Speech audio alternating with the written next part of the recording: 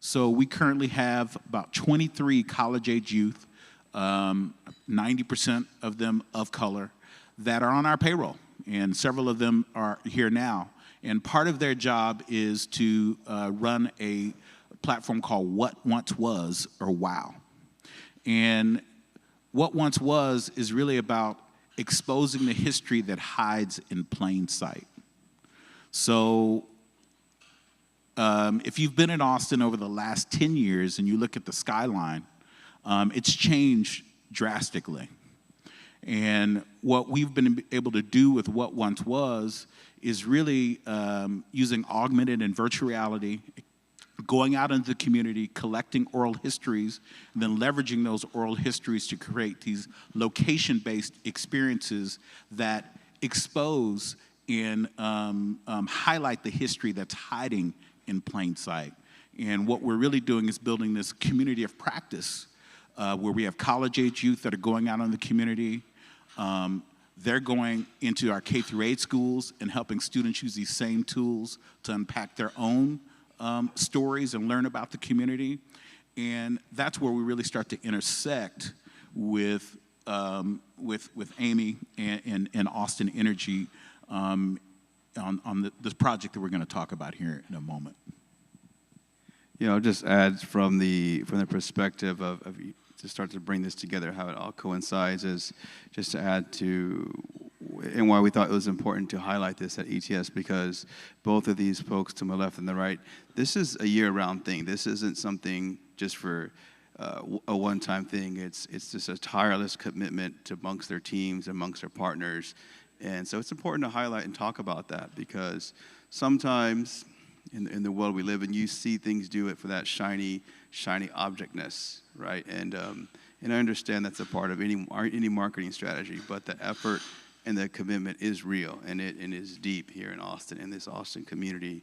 And so so how does that relate to us, Z Prime and Froliq, who are the development partner on some of this project? Is our team members, our developers get to lend their expertise, but more importantly, they get to share it and let it grow amongst youth, like you see sitting in this right hand here. And that's, I think, is the force multiplier effect. That Carl, sometimes it just amazes me that you're creating generational change, and we get to play a small part of that, right?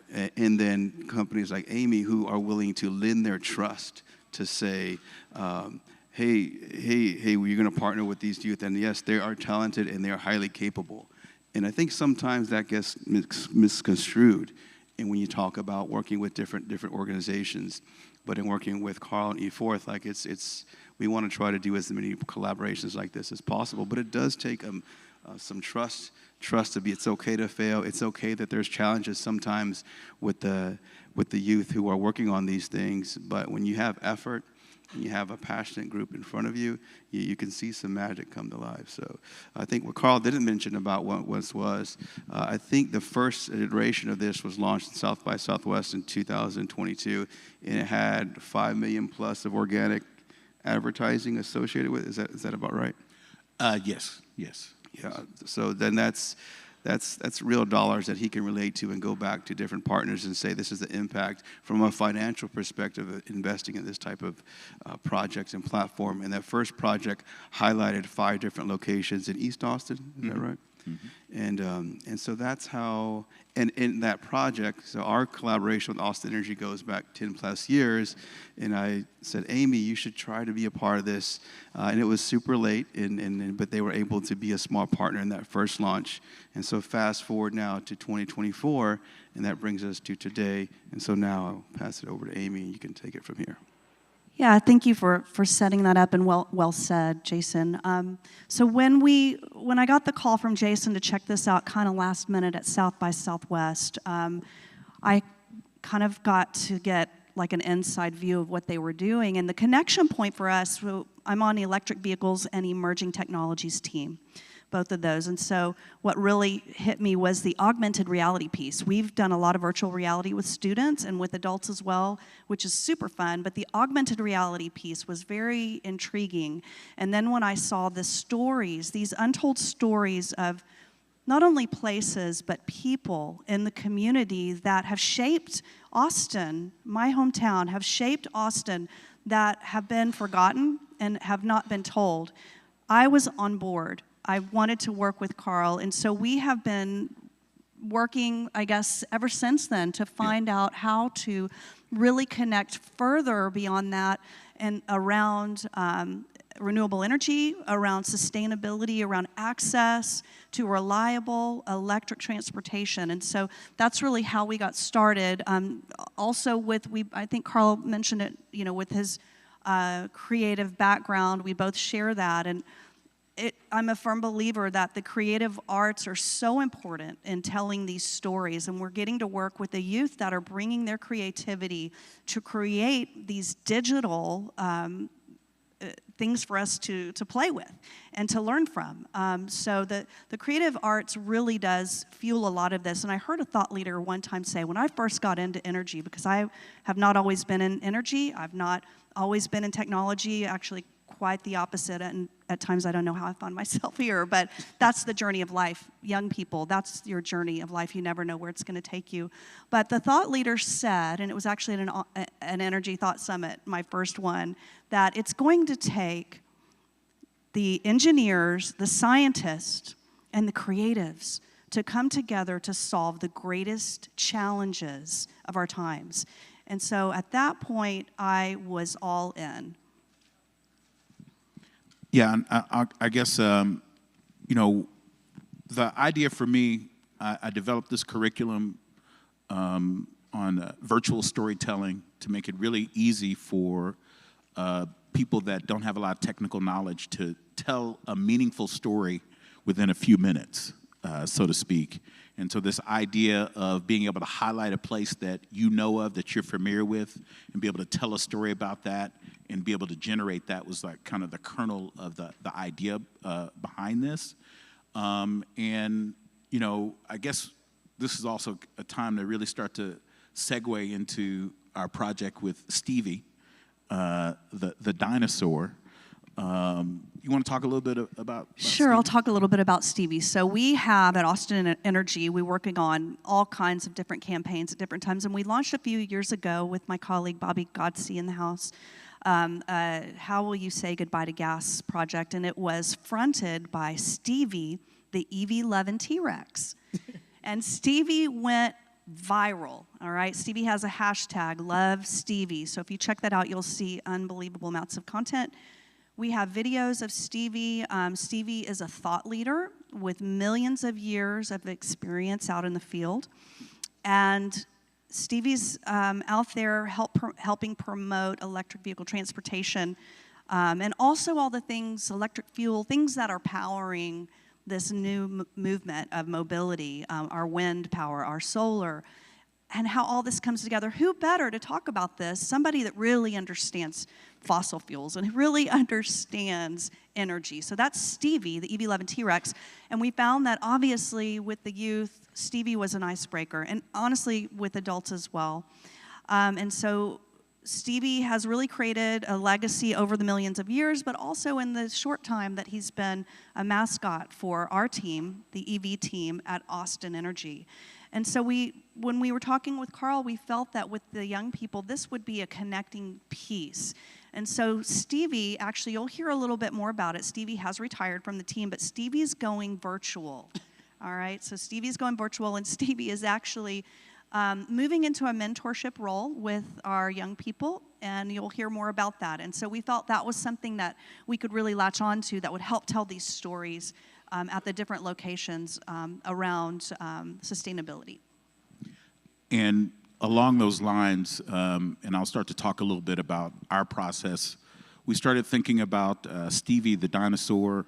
My organization, we're actually going to be headquartered in East Austin at the headquarters for Rosewood Courts. For those of you that don't know, Rosewood Courts was the first public housing for black folks in the United States.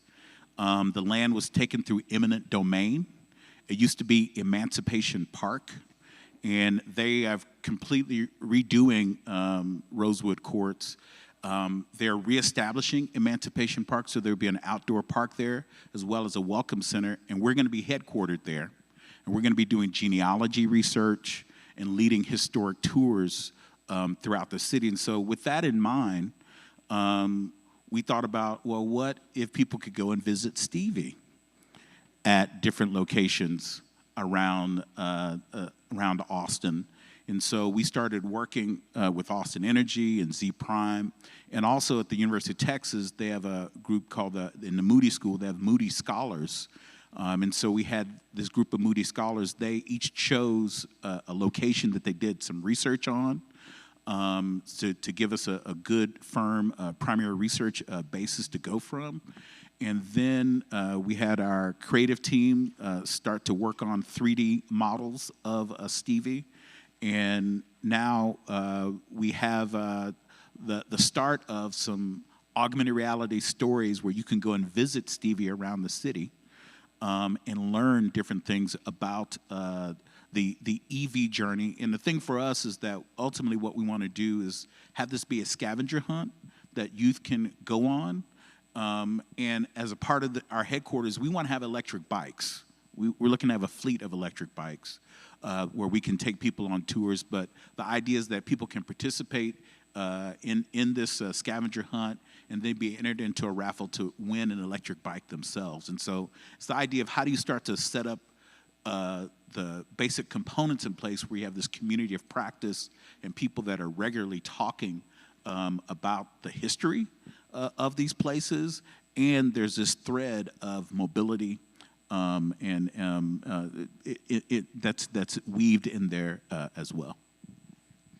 Yeah, I'll just add on there, just to go back to the process of how we got to today. It definitely took a lot of key conversations, because I'm not sure if some of you are new to both organizations, if you can parse through some of the hard conversations that are being had both with this project and in different communities. And that's I think that's one of the special things about this project. So we're blending some very difficult conversations and sometimes people do not want to talk about, where Carl's team has been very adamant, and that's a big part of the body of the work with what once was, and you mesh that with how you get to a sustainable future, and you actually have the students actually learning about it and then telling those stories to their friends, to their parents.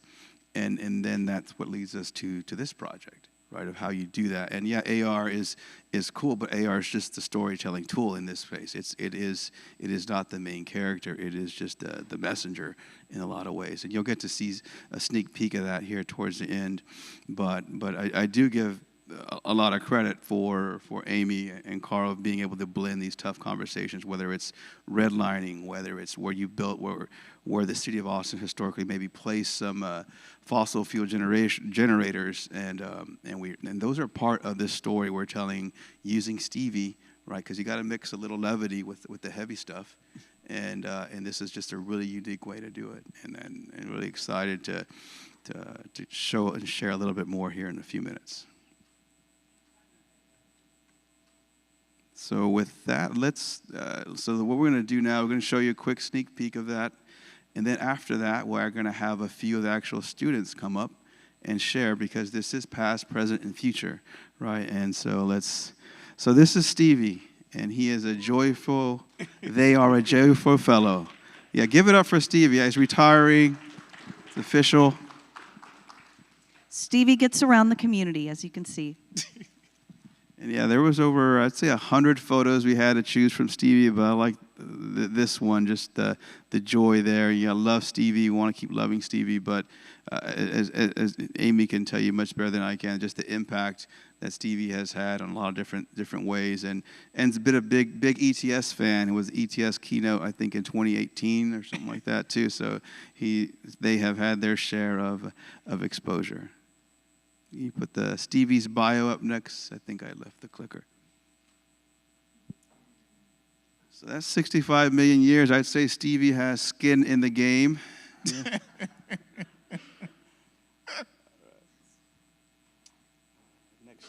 Next slide.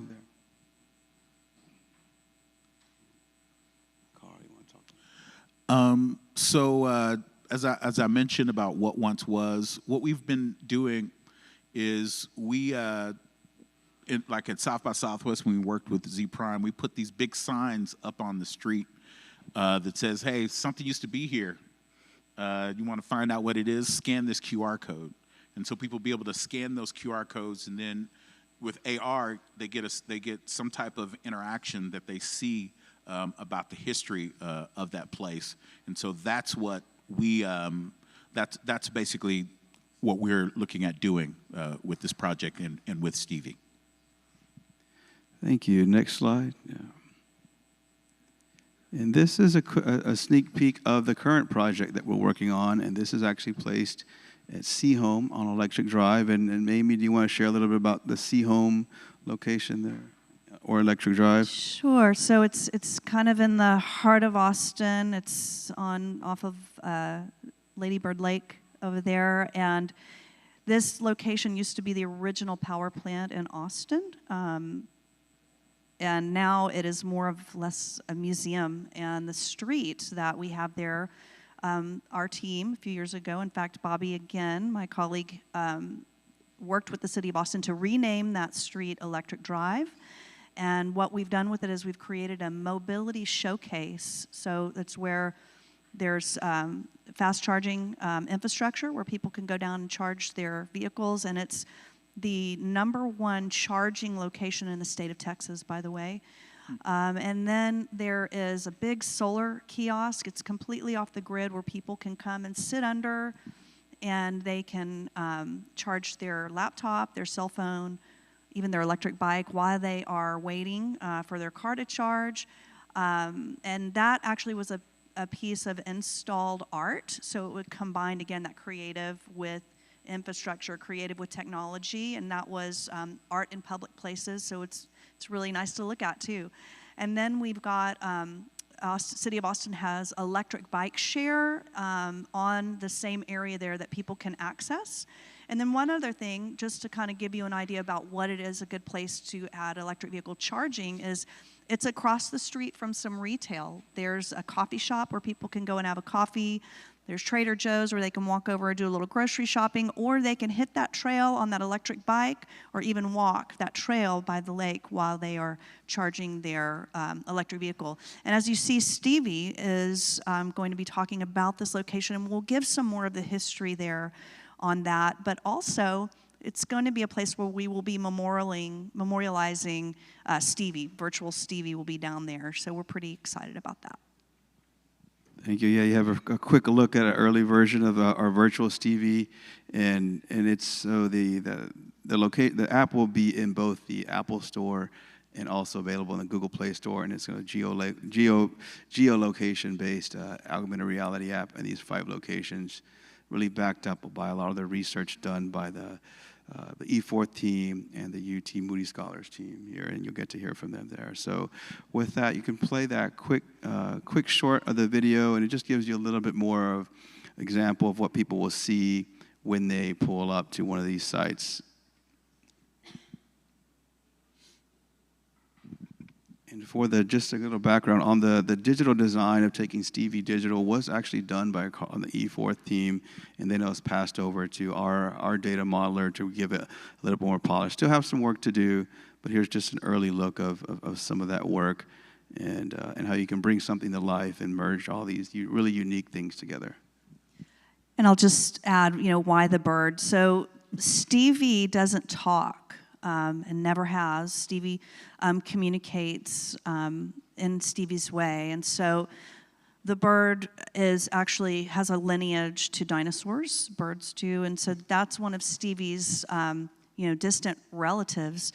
And so the bird will be help singing and talking and telling the story along with Stevie.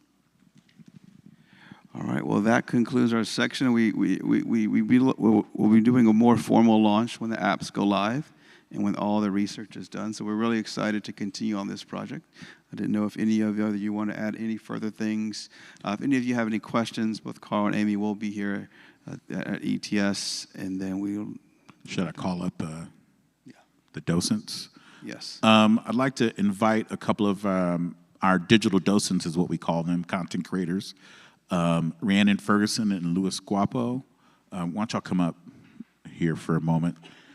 And can they sit?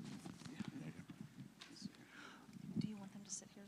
I can sit here. That's fine. Grab a mic. So I'd like for each of you all to just introduce yourself. Rhiannon, I've known you for, was it 4, 5 years? Almost 6 years. Almost 6 years. Yeah. So where did we meet, Rhiannon? Aikens High School. Aikens High School. And so now you're in college. Yeah, sophomore in college at Yeah. UT Austin. And killing it. Yeah. Yeah, yeah.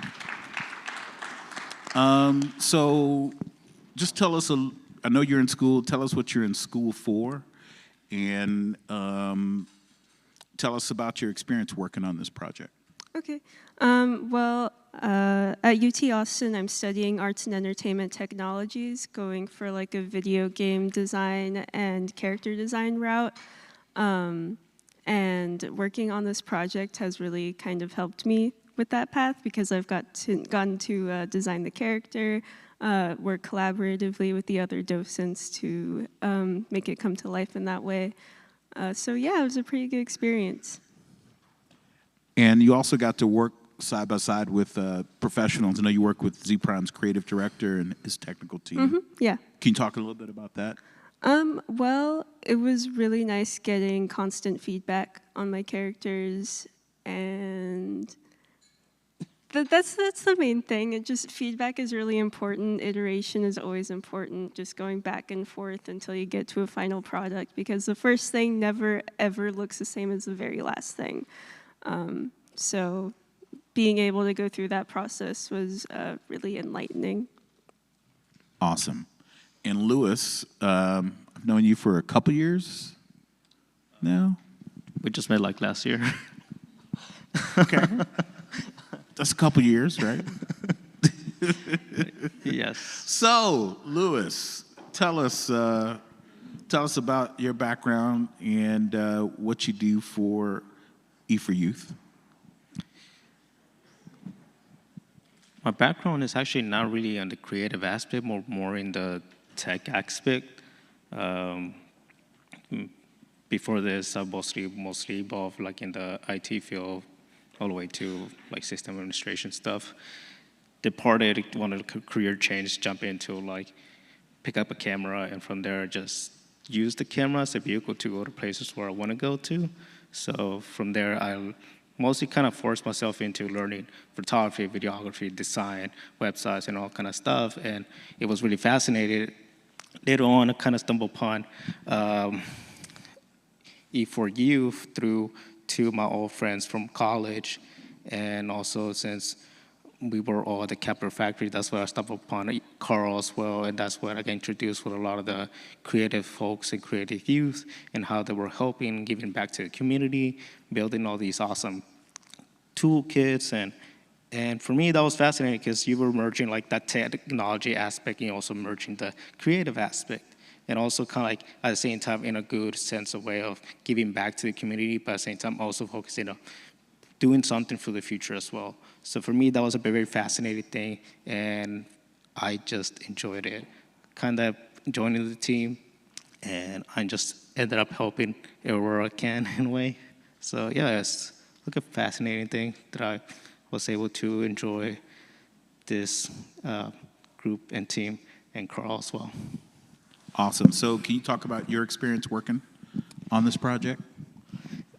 Yes, so it was one of those opportunities where I got to work with alongside Bree and Anthony. We're basically focused in different areas. Anthony focused more on creating like book designs and characters, and totally in the different field where I'm not really involved in. And Rihanna is based on 3D and a lot of animation stuff and also like editing stuff. So I was like, for me, it was really interesting because like I noticed that I don't really work alongside with many creators at the same time, which is kind of ironic. But it gave me another opportunity to work with other creators and to learn all like the dynamics of like everybody's different inputs, and that was like a great experience because we ended up learning so much about each other, and also being involved in this project kind of like basically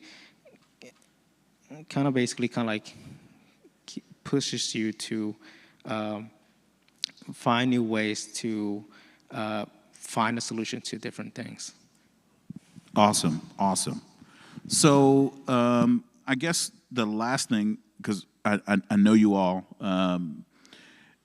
have challenges with transportation. You know, Rhiannon, you work as a creative mentor in our high schools. Can you just talk about just even trying to go to a high school? What is that journey like for you right now? Well, I don't have a car, I don't have a license, so getting around Austin can be a challenge sometimes, especially with the high school I go to. It's in my neighborhood, but the road to walk to it is, you can't walk on it. It's way too dangerous. So I always have to get an Uber or something like that, which really adds up. And I don't know, it's just not very great. And then also being a UT student, I live all the way in South Austin, like as far South Austin as you can get without it being like Buda or Kyle. So when going to UT Austin, I have to take an hour-long bus ride to get there. And if I'm going anywhere else, it takes even longer. So that's pretty much my transportation situation. So an electric bike, will that help you? If I knew how to ride a bike, yes. We gonna teach you. Trust me, we're gonna teach you. But you know, I guess sometimes we as older adults that have cars, we kind of take our transportation for granted. And Louis, I know you don't have a car as well. So you know, I guess I want to close the circle here in that this is the target audience that we're trying to reach. With this project, and you know, the idea that they have something at stake in it, and also having them help craft the stories for the younger people makes a huge difference. Oh, and I see Anthony, you worked on the project as well. I know we're running out of time, so I'm not going to have you come up, but you can stand up and let's acknowledge Anthony. He's another one of our creatives that worked on the project as well. So that's really all I got for you all today. I really am honored to have this opportunity to work with Austin Energy and Z Prime, and I'll hand it off to my colleague, Jason.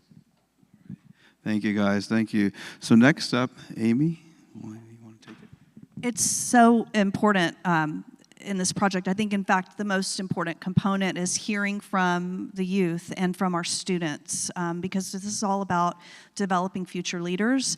And these are student-led projects.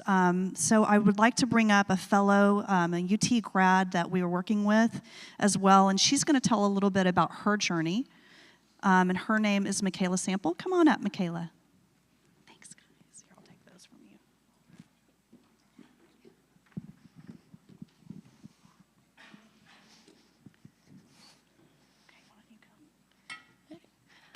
you. Morning, everyone. I'm Michaela Sample. I'm a UT Austin fellow, so similar, go Longhorns.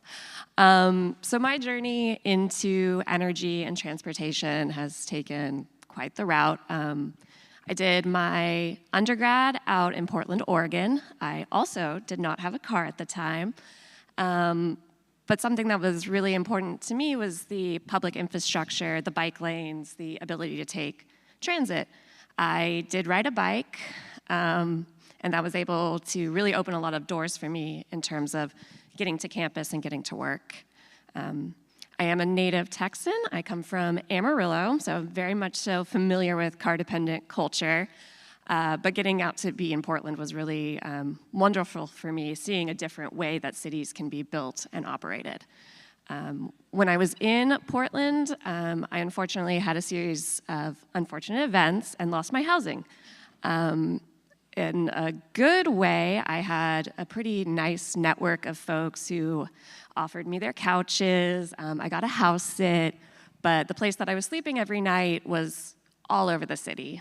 And I can tell you personally, an e-bike would have been really amazing at that time because, sometimes my commute was, 10 miles by bike. So that's what really has brought me into the equity space. And I'm so thrilled to be able to work with Amy and the team and just know that there is that focus on equity. Because these innovations in transportation and energy can be really life-changing for folks. If I wouldn't have been able to bike, I would not have been able to finish my undergrad.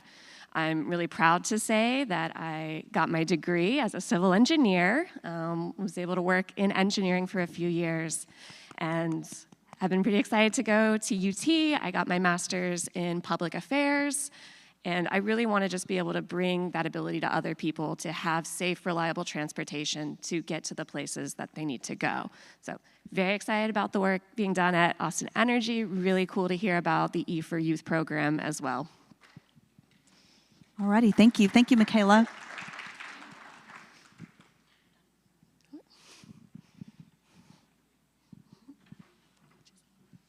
Thank you, everyone, for joining us here. I think we're towards the end of the program. And just some final remarks. We do have, let me see here. We actually have 15 minutes. So actually just want to see if there's any comments or questions here. I saw a lot of interest in head nodding. Be open to take one or two questions right here.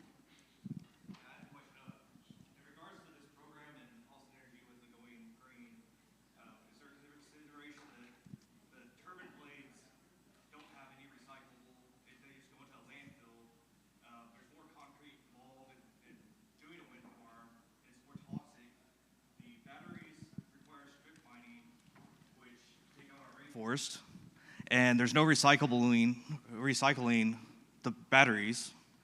So I mean, in the end, these EVs and these renewables are much more toxic and much more carbon causing than doing a gas plant. And I've even seen where there's an HEB with a Tesla charging station that's being powered by diesel generators.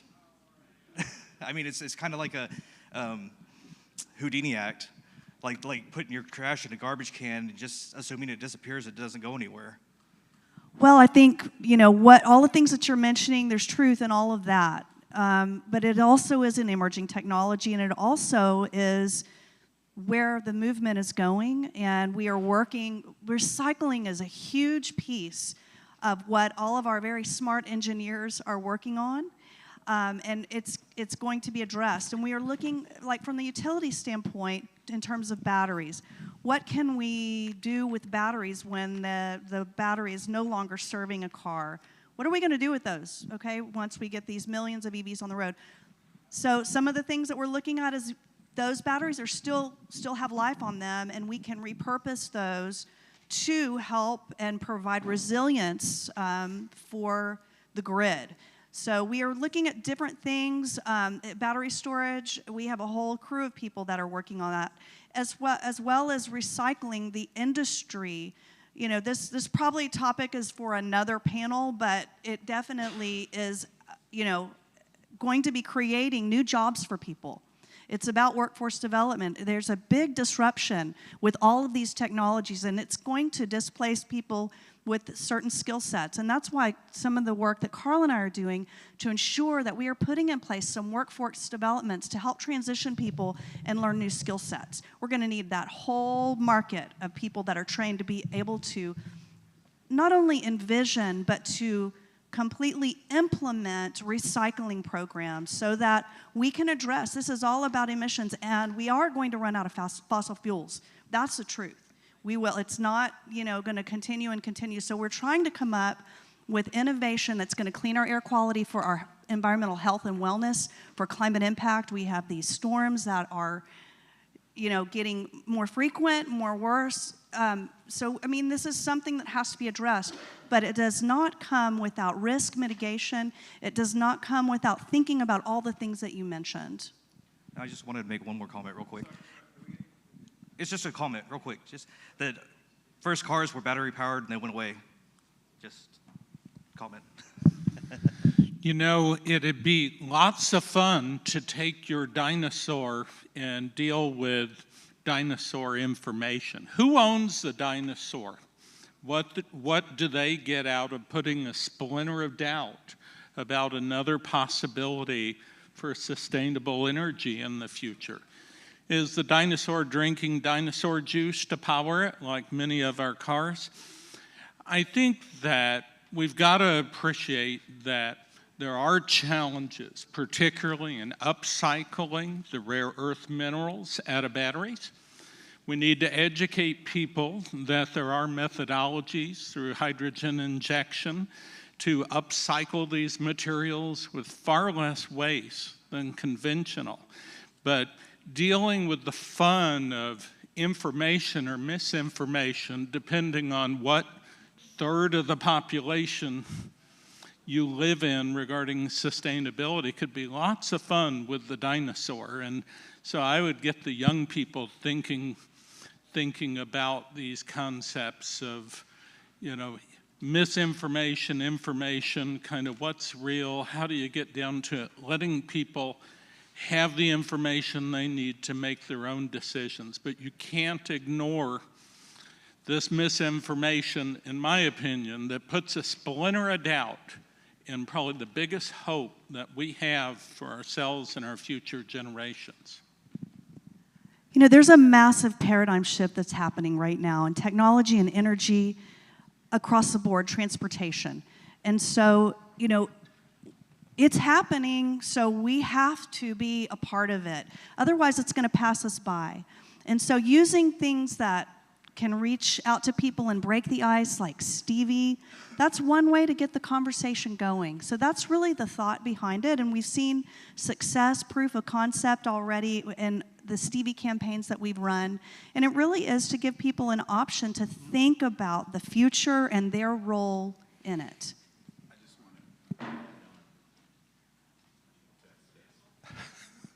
Test? Oh, there we go.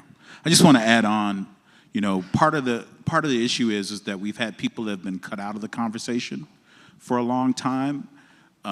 These issues that you're talking about with electric power, these were issues that were with fossil fuels as well, it's just they weren't talked about.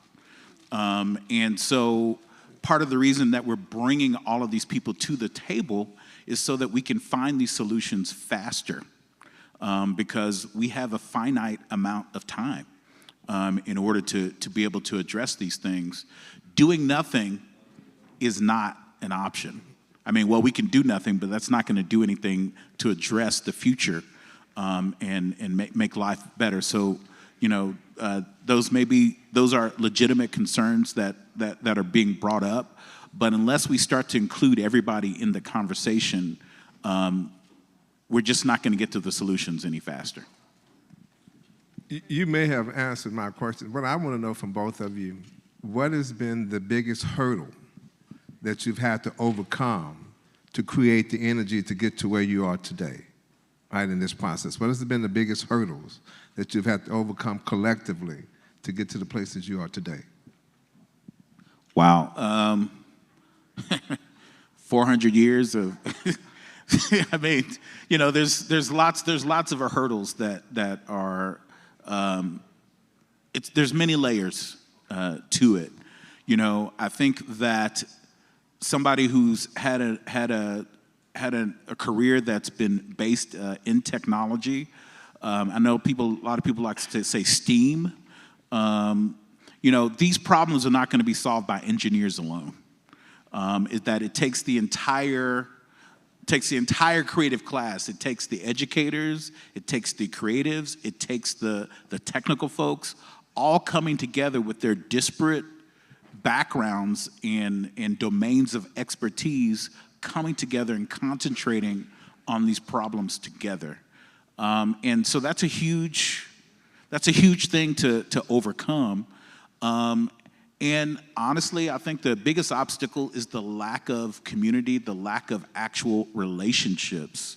And so what we have to do is actively cultivate those relationships and build these communities of practice of these seemingly disparate parts of the community and bring them together because all of our futures are at stake. That was great. Well said. And I'll just say, personally, so I come from a lot of privilege, so I personally haven't had a lot of burden. However, I want to utilize my privilege, my power to uplift everyone else so we can do everything that Carl talked about, because it really is, all of this work is about community and connection, because we are all in this together. And oftentimes what I find is that humans get lost in the technology. So that's really my role, is to kind of bring it back in and remember that, we're all here together just trying to do some good things. We all want the same things. We all want the same things for our children. So it really is working collaboratively, in everything that I've done at the utility, and honestly, everything that I've done throughout my entire professional career, whether it be music or nonprofit, everything has been collaborative. And so it takes you, and it takes me, and it takes us. And I think that's really, how we're going to get there. Specifically, the barrier on this entire transition is behavior shift. Thank you, Amy. And that about wraps up our time. I think several points that were raised, and we want to hear more from you guys. Probably when we think of Imagine, and we're ending on that, we're ending on the future, I think it's by no coincidence that we're having this conversation in line with the National Energy Tech Uprise and all those competitors here, where they are already thinking about all the challenges and concerns that are probably raised here. And if you just listen to what they're working on, the ideas, they're probably 5 or 10 years ahead of what we're thinking about as our challenges today. So if you want a glimmer of hope, I think it lies in this building today, but they need all of us to help to continue to build that. So we're really excited to talk about this project and appreciate all the support, and then all you guys taking some time to listen. So I think our call to action for you today is go out there. This is Imagine. We want you to create something, create an idea, create a partnership, create a relationship, create a friendship, whatever it might be. That's our call to action, because I think if this group can come together and work and create and navigate in this industry, I think you guys, we give you that challenge and say pass it forward. And thank you so much for joining us here at this pre-showcase for ETS24.